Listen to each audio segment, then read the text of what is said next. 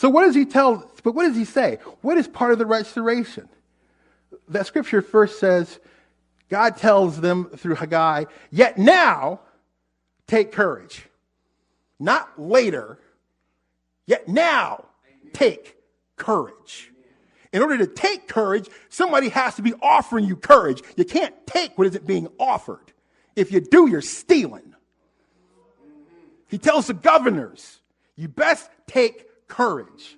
He tells the priests and the worship leaders, now take courage. He tells the remnant people, the people who are still here, the few of you still here in Residence Park, you are the remnant, yet now take courage. Because you can't rebuild a temple if you're afraid. You can't rebuild something if you're scared. And it needs to be rebuilt because God is trying to free people in order to get to the temple.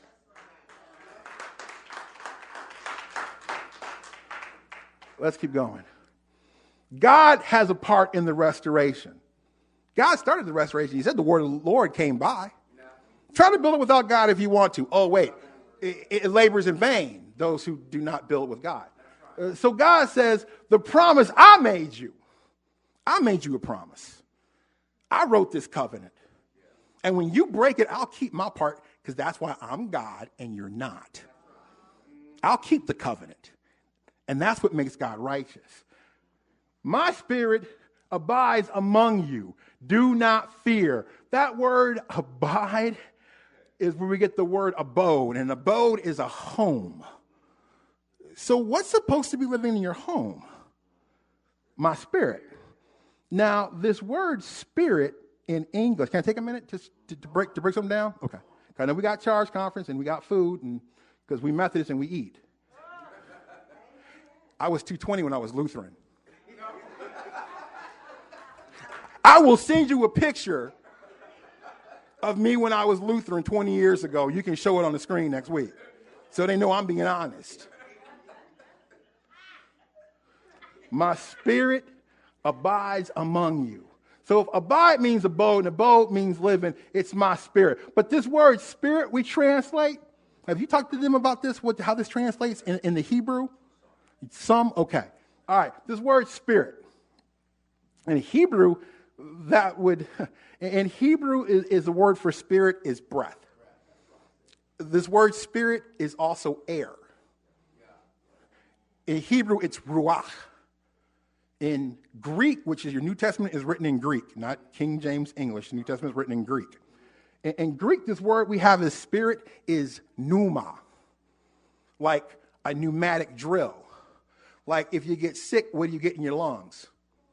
Pneumonia. Pneuma means air. So what did God breathe into Adam? Breath. And when he blew breath into Adam, what happened? He came to life. He became alive with the breath of God. So every time you see someone says the spirit of God or my spirit, automatically go breath, wind, air. You can't survive without air. Physically or spiritually. So God is trying to say, I am trying to get my breath to live inside of you. Matter of fact, wait, my breath lives inside of you. It's already in there. So why are you afraid? When the breath of God that swept across chaos, when the breath of God that spoke and creation happened, the breath of God, you understand when you talk, you exhale. You cannot talk and inhale. So it's the breath of God. When Jesus tells the waters, peace be still, which is funny because in Greek it reads something else. He speaks it and things happen. Now, this is for another time. Careful with what you say. Because the Spirit of God that creates the universe is trying to dwell inside. Once again, in a little while. So that means once again, which means God's done it before. And if God's done it before, God can do it again. and God can do it again, and God can do it again. And but God's letting us know, I'm going to do it again in a little while. You know what? I will. 4 times, God says, I will. Not I might, or I'm considering, or I could. No, I will. I will. I must, because I'm God. Let's keep going.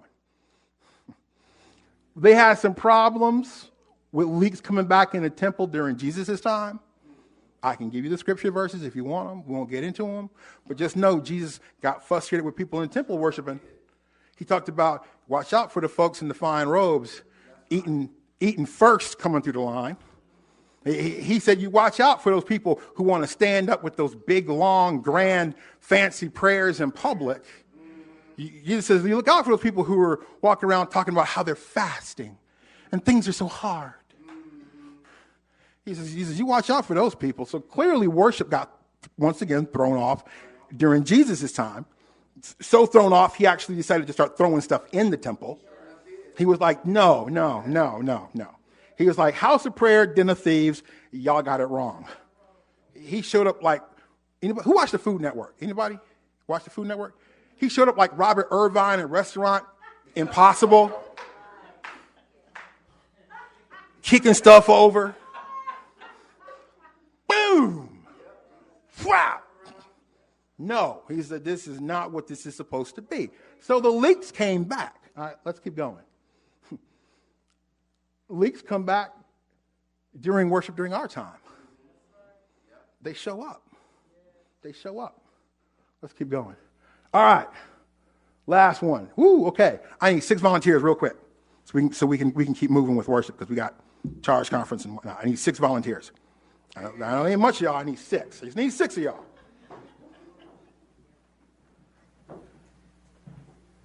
All right, line up in the front. All right. 1, 2, 3, 4, 5. You got too many? 6. No, I'm good.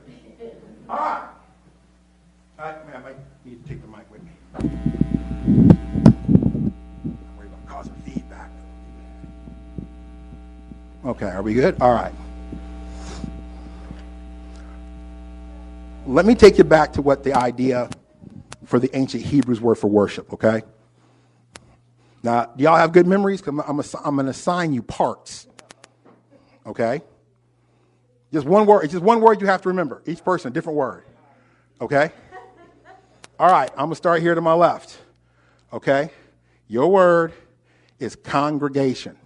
Say it loud. Congregation. All right? Your word is audience. All right? Congregation, audience, okay? Your word is, I'm trying to think of what to include everybody in the worship department. We're just going to call it priests. All right? Your word's priests. All right? All right? So this is everybody involved in worship. Okay? Your word is director. All right? Okay. Your word is God. Okay? All right? Your word is God. Okay? Your word is performer. All right, say performer. All right, now, can y'all move around for me? Okay, that's what we're going to do. All right. Congregation, just go out there. All right, now stop right there. No, there's y'all say. All right, where's audience? Audience, go out there. Go a little forward. Okay, all right there, stop. Okay, now, what's your word? Priest. All right, you're up front. Okay, your word? Director. Okay, I want you to come over there. Go over there. Okay, right there. That's good. Turn around face. Okay, your word? All right, performer, come over here by the priest. Okay, and you are? All right, actually, I want the both of you. Conviction. You got to have it. All right, the two of you go back together, back that way just a little bit. A man named Soren Kierkegaard argued how we do worship needs to be reconsidered. And this is in the 1800s. Because we've created an atmosphere where church becomes like entertainment. So all of a sudden, the congregation becomes the audience. The priests become performers. And we're under the impression that it's God directing the priests. So now you've come to a theological show. This is not what worship was in its foundation. By foundation, I'm talking about back when it all got started foundation. All right, we want to restore a foundation. We want to strip a house down to its foundation. Then let's take it back. However, this is what we've become used to. Look at how we have structured our building to look like a theater. Seats, stage, musicians.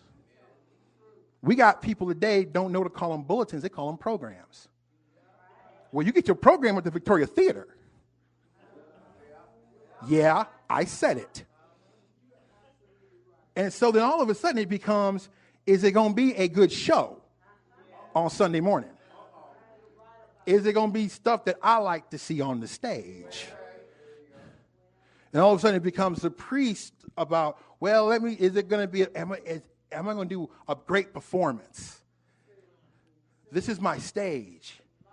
This is holy karaoke, and it becomes very interesting. But the audience is under the impression that God is directing all of this. So it makes it okay. And if the show is good, I'll give the performers a tip. I'll tip them. I'm sorry, offering plate. I'm sorry.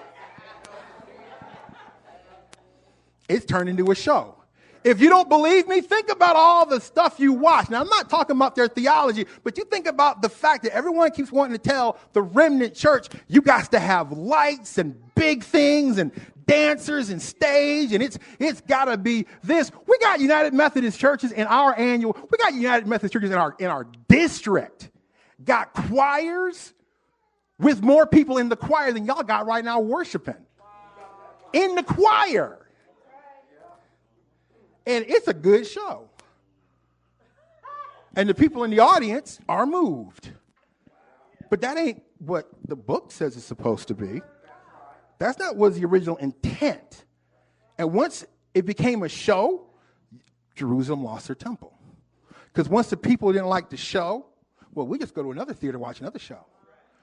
If I don't like what's stomping at the Savoy, I just go down to the Apollo. I'll just go over here. And I'll take my money with me because I didn't like the show. That ain't the purpose of worship. Haggai says, no, worship is very different. Kierkegaard argues this point. So this is what worship is supposed to be. Now, y'all get ready to move again. Okay? All right, this is what's supposed to happen. Where is my congregation? Congregation, come up front. Okay? Where's my priest? Where's my priest? Priest, I want you to go over there. Okay? All right, where's my person serving this guy? Guy, I want you to go over here.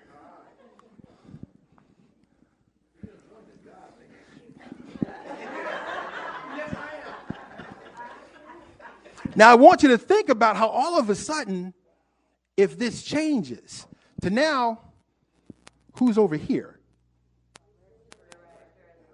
The director and the priest. Well, what are you directing? Who's here? Who are you? Who are you? Where are you? Who's back here? And God is supposed to be your audience for worship. The congregation is supposed to be performing, singing praises to God who got them through the past week. who gave you strength when you had none, who gave you hope when you were lost. In some cases, put food in your stomach. It might not be 5-star, but you did not go hungry. The congregation is supposed to be performing, and the priest's job is to direct them and to encounter and sing and praises to God, who is the audience watching the worship.